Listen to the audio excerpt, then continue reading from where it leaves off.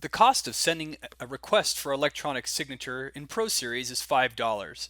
To add additional e-signatures to your bank, it's very easy to do. At the top of the ProSeries screen, under the e-file menu, go to Electronic Signature and click on Purchase.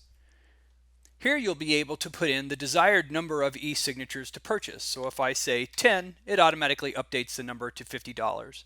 The name as it appears on your credit card, the type of credit card, the card number, the security code, and the billing zip code.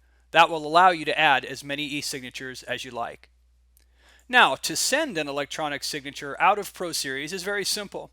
The sample client I'll use is the client here, Kevin Reinert. Right here you can see in the e-signature column, for e-signature status column, is a line that says request. To send an e-signature, simply click request. Now the first thing the software is going to do is verify that we have the necessary information to send the request, things like a valid email address. Hit continue. And then the next box that appears is actually the e-signature request box. If I'm ready, all I do is go down to the bottom and click request e-signature. Tells me how many e-signatures I have remaining, so I have 8 remaining in my bank that I can use. A couple of things to point out on the request box.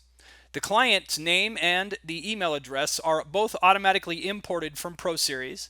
The subject line and the message line can certainly be edited if you'd like to say this information a little different to a particular client. Down here it says documents to send. Right now I'm only asking or sending the signature documents for my client to sign.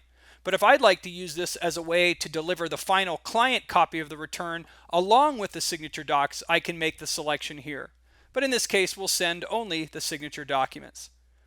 Down here, you can set variables. It says send a reminder email to the signer every however many days.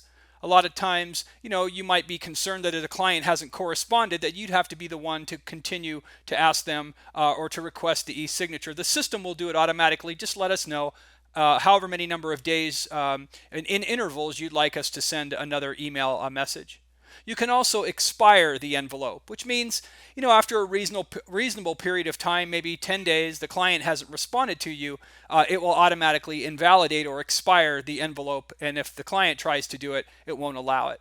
So that's really it. Everything is generally set up automatically when you come in here, all of your defaults. So you would simply open this box and click Request e-signature. Now the product creates the signature forms and a copy of the return if necessary. And it shows at the last box that the transmission has been sent, e-signature request submitted. So that's all there is to it from your side. Remember, you purchase under e-file, electronic signature, purchase, and then to send an e-signature, simply click the request link and it will send the request directly to the taxpayer.